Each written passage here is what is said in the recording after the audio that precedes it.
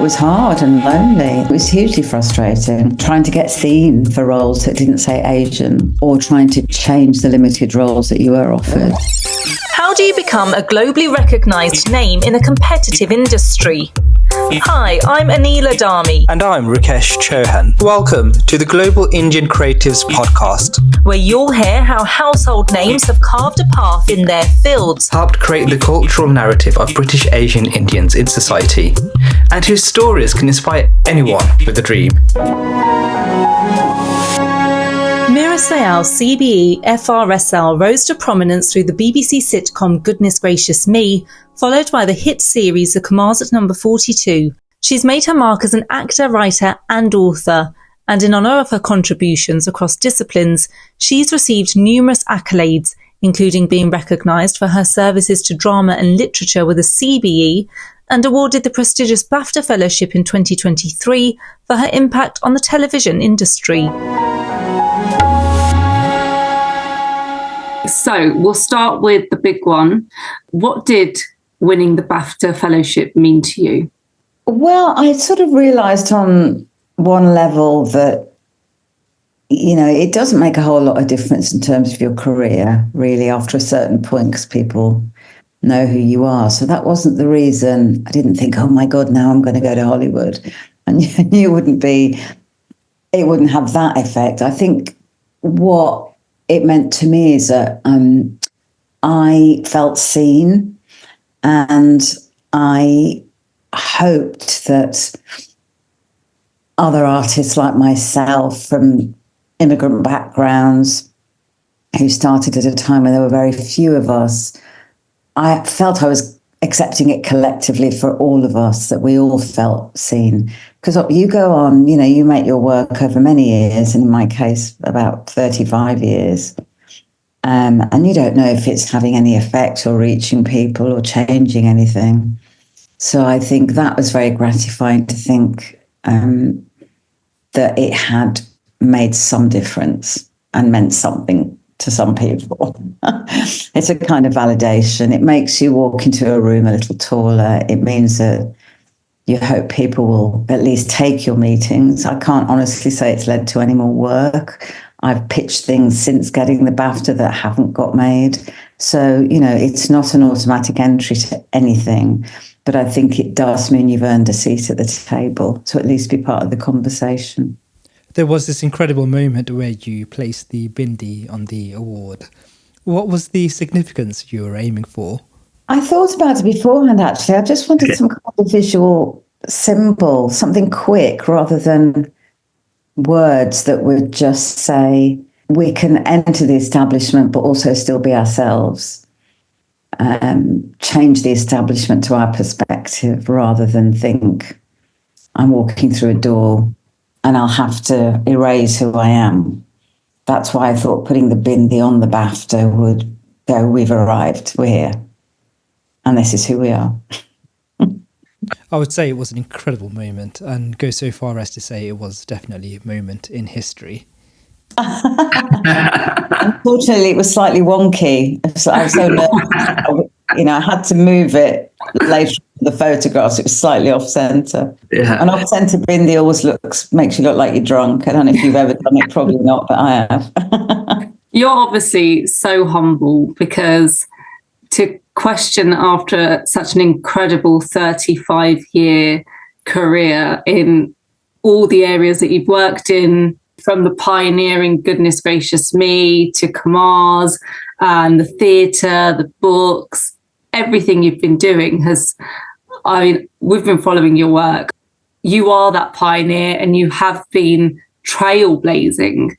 What was it like for you when you first started out? And did you face challenges that you then had to learn to overcome, coming from a South Asian background, being brown and a woman in the creative industry?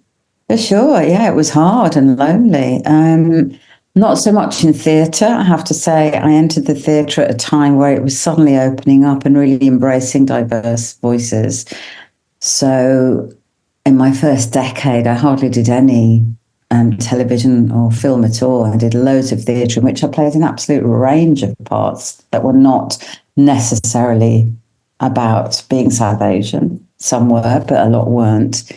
And that was incredibly freeing. But for me, the huge shock was the disparity between how I was cast in theatre to what television and film were doing with people like me. So you suddenly go from these complex layered roles in the theatre to literally victim of arranged marriage or woman in newsagent, or, you know, you're only ever there for a reason, you know, like to illustrate a social point about the community, or at least how they thought they saw us. Mostly they were never written by anyone that knew much about who we were. And it was hugely frustrating. And trying to get seen for roles that didn't say Asian, or trying to change the limited roles that you were offered. That's why I started writing, because I realised that as an actor, I really had very little power to change that narrative. And the only way to change it was to produce the work and say, you should let us tell our own stories. The sort of diversity within, you know, the range of roles, how important do you think that is now for upcoming emerging creators? Do you still feel that it's important to have that sort of breadth of skill? Yeah, absolutely. I think every performer wants to stretch themselves and do as diverse a range of roles as possible. But the fact is, we do live by cultural lives, so why shouldn't we play by our cultural roles? We do go about our everyday existence without thinking about our race or culture, of course, a lot of the time. Why shouldn't you play that on screen? Why shouldn't you be there without any comment, just as part of being part of the story? On the other hand, there are very specific stories that are absolutely to do with our race and culture. And why can't we do those too? Because actually, that's our lives. We flip from one to the other. We shape shift all the time. I don't know why people think that's greedy. It's just real. And you obviously have taken it upon yourself there, as you say, to write those stories or write yourself into those stories that perhaps did exclude you. Do you think that the landscape has changed? Do you think that those less stereotypical roles are now open to people from diverse backgrounds?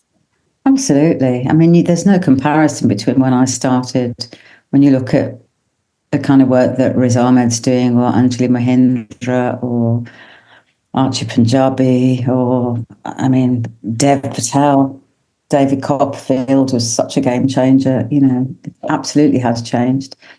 And I think with a lot of those actors that seem to have broken those barriers, Anjana Vasan, she's going to be a huge star. She's on the way already.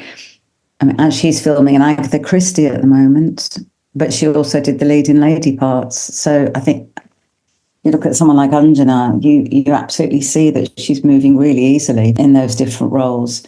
Bridgerton, whatever you think of Bridgerton, that was a huge thing too.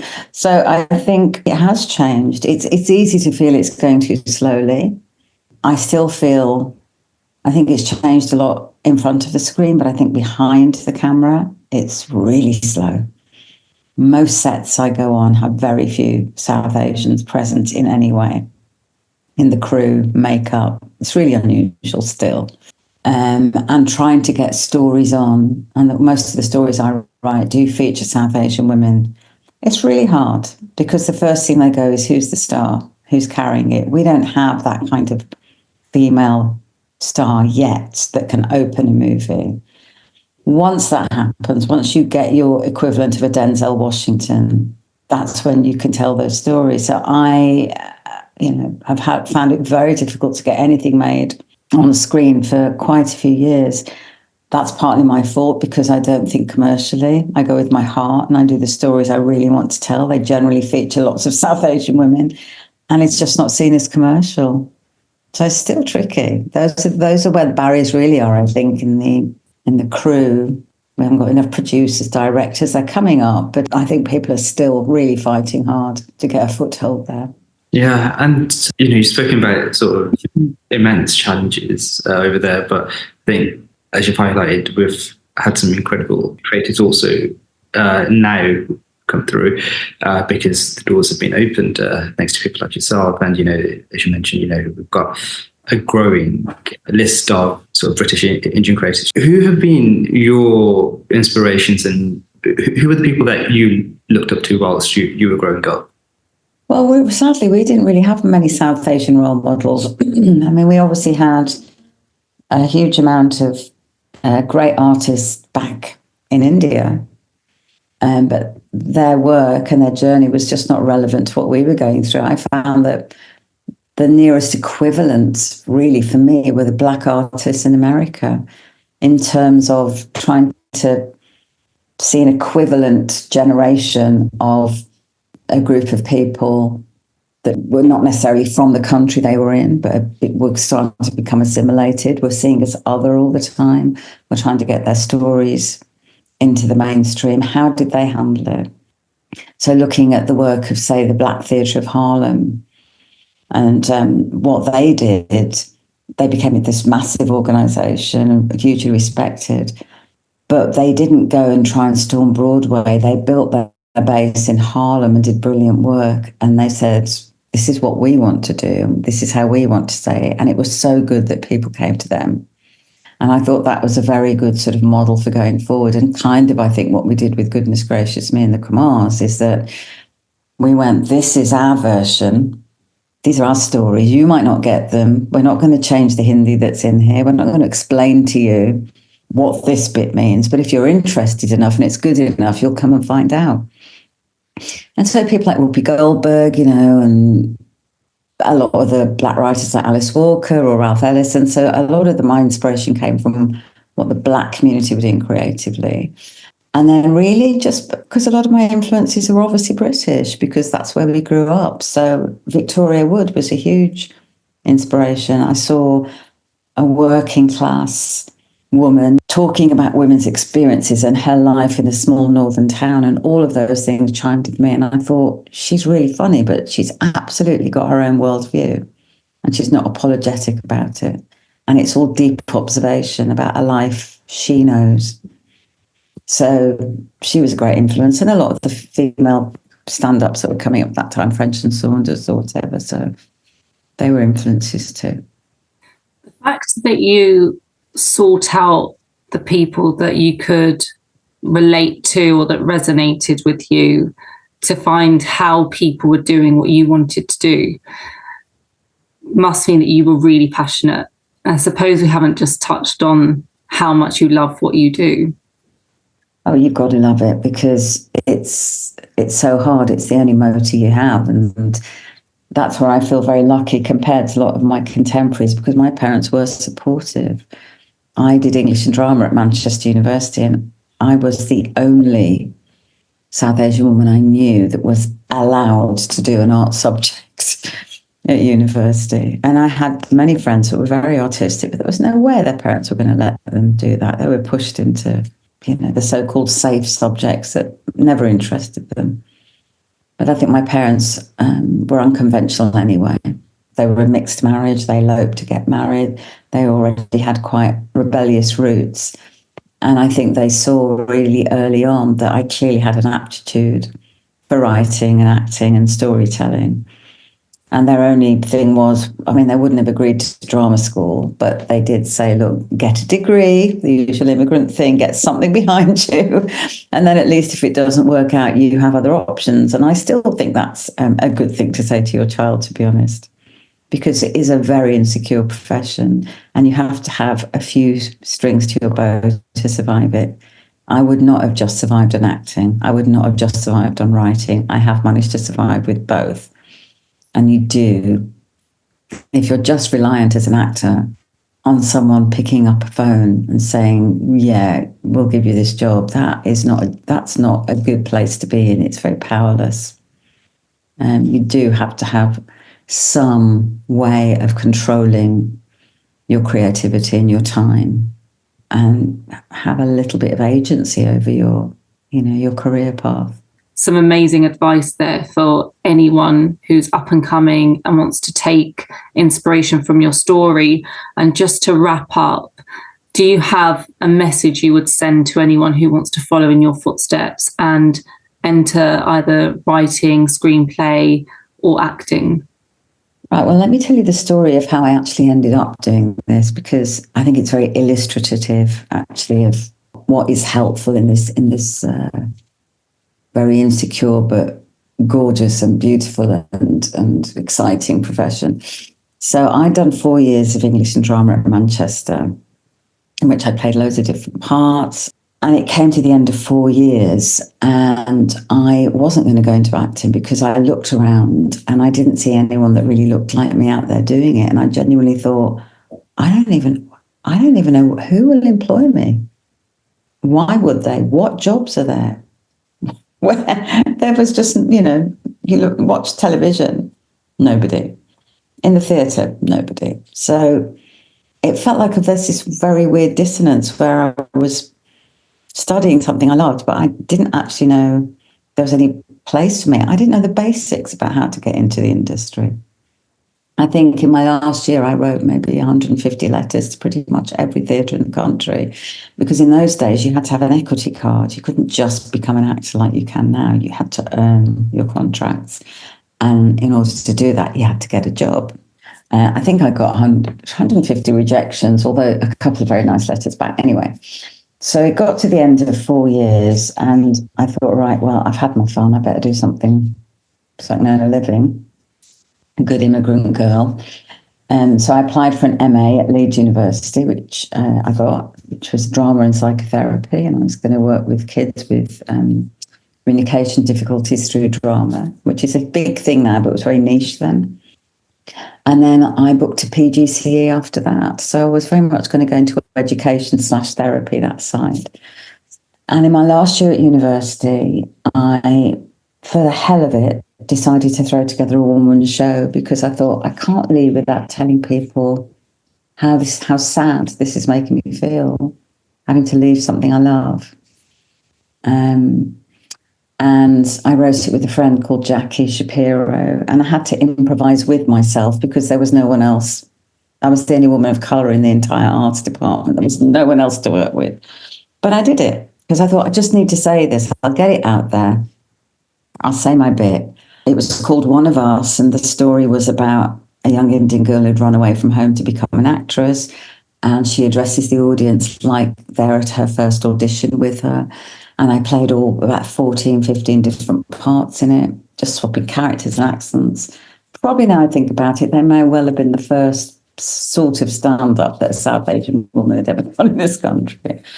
And I put it on as a little student show on our Monday night studio night at Manchester. It was about an hour long, and I remember coming off stage and there was this silence and then this kind of roar. And my friends could have came out and hugged me and said, we've known you for 4 years and we didn't know this is what you were thinking. We didn't know you felt like this. So this little show was then chosen for the National Student Drama Festival, where it won some prizes. Then it went to Edinburgh, the Edinburgh Festival, where it won some more prizes.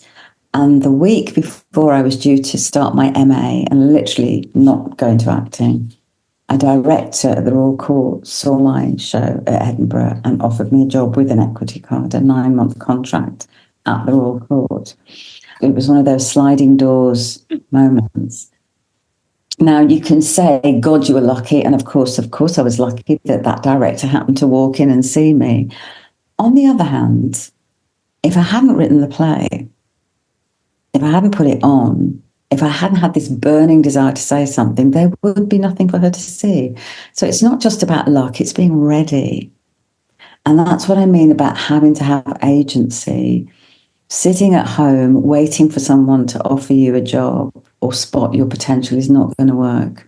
You absolutely have to be proactive, and you have to have something to say.